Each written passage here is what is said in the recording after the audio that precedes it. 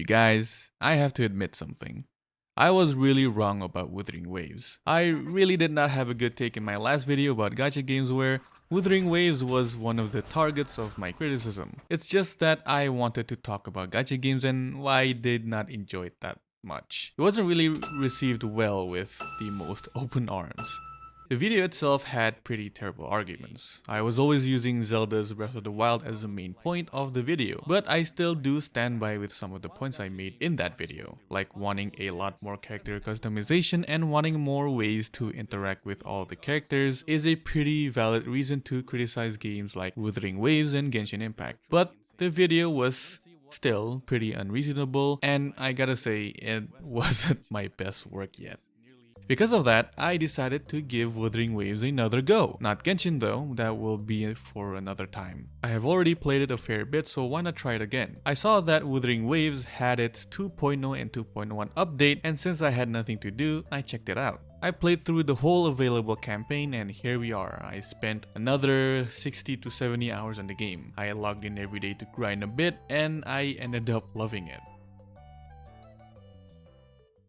I think the first main point on how I was so wrong with Wuthering Waves was simply I did not give it enough time and I explored it way too little. The way you grind in this game is that you explore the world. There are bosses, chests, collectibles, and enemies all over the place, so it encourages you to really explore it. One thing you should know about me is that I really hate grinding. If I had unlimited money to just level up my characters really easily and get all the OP characters with just one swipe of a credit card, then believe me, I would really do it. But I don't have that kind of privilege, so I have to grind the game. In Wuthering Waves, it's like a standard to moderate levels of grinding. Obviously, those green looking cubes are the bane of my existence, so I cannot grind the bosses or XP materials for like 12 hours straight. It's trying to keep me healthy away from a potential crippling addiction, but I gotta be able to grind until I can't see the light of the day because it's for the love of the game. Wuthering Waves offers a lot of things in its exploration. Yeah, it's probably the same type of enemies over and over again when you encounter them, but with the addition of Rita, they've added so many places that look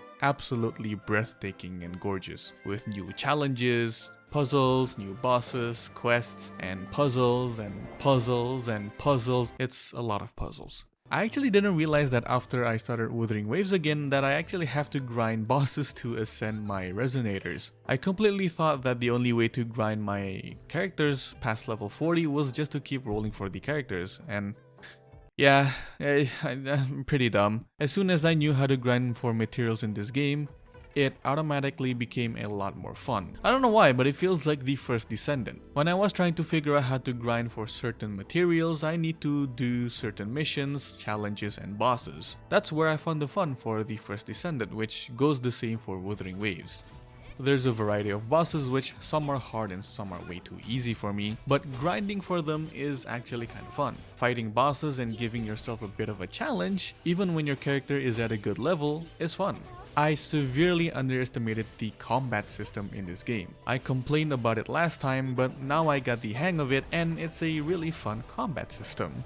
I still don't understand a lot of it, like how to apply buffs properly, as I've been just pressing square on my controller, and when there's a queue to change to the other resonator in your team, I just press it and press random skills, not in order, and try my best dodging the enemy's attacks, so I think when I'm playing like a monkey, it's pretty fun. Now, moving on to the actual new additions of the game and new things that I found out. Firstly, I completely forgot how good the character designs are for the game. Can we just admire how beautiful the female rover is? She's by far the cutest and the prettiest female MC in a gacha game, I'm sorry. As well as the male rover, he's one handsome hunk. Characters like Changli, Carlota, Zani, Shorekeeper, and soon Cantarella makes people wonder why it's being called a Gunner game. I see why now. Not only that, the other characters like Yinshi, Baichi, Chixia, Yang Yang are very attractive and just really nice to look at. I know I'm butchering their names, but it's whatever. Not to speak. Anyways, moving on to the world design of the game.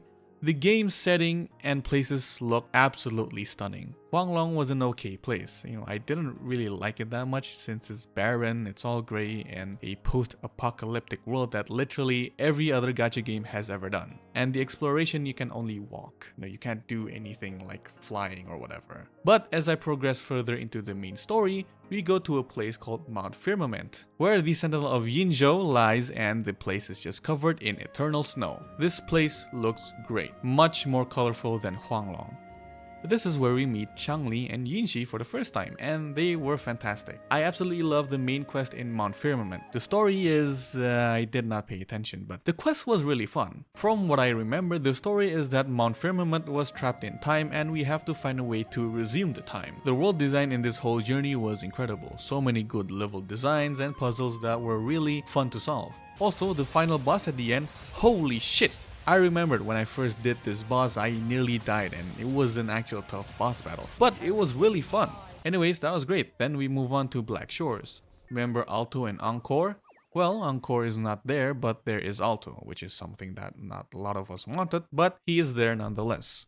The other character that was there too, which I just found out, is the Shorekeeper. Look at her. Doesn't she look amazing? The main story at Black Shores is probably one of the best ones so far in Wuthering Waves in my opinion. I really like this one because there's a lot of emotions present in this quest. Shorekeeper, who was known to be somewhat emotionless, started to feel their emotions and show it more when Rover came back the second time around. Rover actually showed a lot of emotions as well during this time. Not that the Rover never showed her or his emotions before in previous main story quests, but in the Black Shore Act, it was a lot more prevalent. And maybe because I paid attention a bit. The Black Shores is a really cool place as well. It's all technologically operated, but it works like magic. The viruses and bugs when taking over became like these red cube things that appeared all over the Black Shores. The final boss for this act is also challenging as well. This was not easy, that's for sure. We get to discover more of the Rover's past and what happened to Huanglong and why it suddenly became like Birmingham.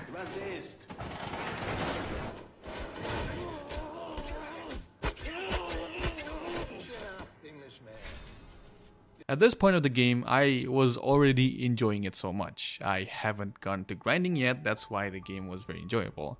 Although as I progressed through the story, Mount Firmament and Black Shores wasn't as big as I thought when being compared to Huanglong. Huanglong had like 6 or 7 bosses. Both Mount Firmament and Black Shores only had 1 boss each, so the places are actually kind of small in comparison. But then, suddenly we got to a trip to the City of Canals, a city in northeastern Italy and the capital of Veneto region, Venezia or Ragusa. We go to Rinascita, a new part of the map that is huge. This place is absolutely gorgeous and amazing. I'm not really great at describing things, but Rinascita is the best addition so far in the game. Ragusa, the city in Rinascita, is obviously inspired by Venice. Lots of canoe-looking things, canal city, lots of water, and a super colorful place. I really love this place. The exploration of Rinascita is by far what makes Wuthering Waves an easy 9 out of 10, even to go as far as 10 out of 10.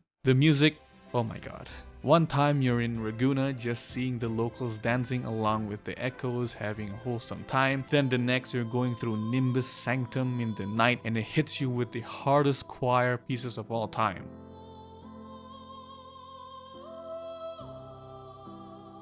Then you go and fight Lorelei, which is a tough ass boss fight, and it hits you with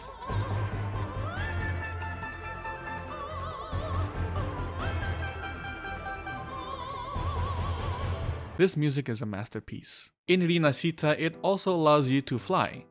You can fly in this game. You need to go somewhere on the other side of Rinascita, just go vroom, vroom, phew, vroom, vroom. It's amazing. It makes the exploration a whole lot easier and a whole lot more fun. One thing that sucks though about flying is that we can only do it in Rinascita, which is sad. There are new bosses as well, and they're a lot harder than the previous bosses. It takes a lot of skill and patience to defeat these bosses because they are 5 times more challenging than any of the Huanglong bosses. I really like the Lorelei boss fight. The music, the fight, and the arena, it all coaxes into this beautiful masterpiece of a boss. It's challenging, it's fine, Lorelei looks good. I just love this addition to the game. There are also a lot of new puzzles. Yay, puzzles. There are so many secrets, so many things to discover in Rinashita. It's a really big update that really revamped the game to a whole new state. Compared to what I was playing before early in its release, the game feels, looks, and plays a whole lot more fun. The story in Rinashita is quite long as well. Even till now, it's not done yet, as we're waiting for the next update for the story to progress. So far, we all love Zani. I'm just gonna say it. We all love Zani. No one who plays this game does not love Zani. When are we going to get Zani as a playable character, Kuro? Please, please, please, please, I need this. I cannot live without Zani. Please let me play as her. Please. The Rinashita act starts off with you traveling through the sea after Black Shores, and suddenly a giant-ass whale attacks your tiny little boat. Then, a pirate-looking guy arrived to save the day. He is none other than Captain Jack Sparrow. Brant. His name is Brant. Brant saves you using his giant-ass turtle as a boat. I mean, how messed up is that? That is like so cool. After that, you arrive on an island near Raguna, seeing a religious cult banishing someone to the Shadow Realm. You ride an echo gondola to Raguna where these acolytes stop you. Then there's Phoebe, who we know is going to fight against the religious cult despite being in one. Then we meet the best character in the game, Zani. The Money Tully family invited you on the island, and Zani is the one who's going to be your caretaker for the time being. She has devil horns and a devil tail. She looks very bothered by her job as she does not get much vacation, and with that look on her face, I love how she looks. After a while, you finally meet the second best character in the game, Carlotta. She's the executioner of the Monkey Telephone family, and she looks absolutely stunning. She shares the same VA as Rin Tosaka for the Japanese dub, so we all know that she's going to be a fantastic character, and a fantastic character she is. Her relationship with Rover is quite the deep one, even to go as far as romantical, but they just work and have such good chemistry with each other. She dances a lot with Rover. I don't know, maybe she just likes dancing, but looks like there's a lot going on between the two. So the whole time you're trying to get into contact with the Sentinel of Raguna, and you go through the whole of Rinashita to try and get her number. Throughout the whole main story so far, I absolutely love that we get to fight all of the bosses available that are in Rinashita. You fight Lorelei first, then you fight Sentry Construct, then you fight the Dragon of the Dirge. You fight them with new additions of characters like Rokia and Carlotta, in which they are a whole lot fun to play with. Carlotta has this big ass gun and she moves fast, she deals a lot of damage, and oh my god, she's the best Glacial character so far. Rokia, or Rochia or whatever, she does a lot of AoE damage. She uses this big ass box with a ghost echo named Pero inside it. She can summon a tornado, she can stomp like Mario 3 times dealing good AoE damage, and she runs like Naruto. With the 2.1 update, we also get to play as Phoebe and soon as Brant. The 2.1 update allows us to fish.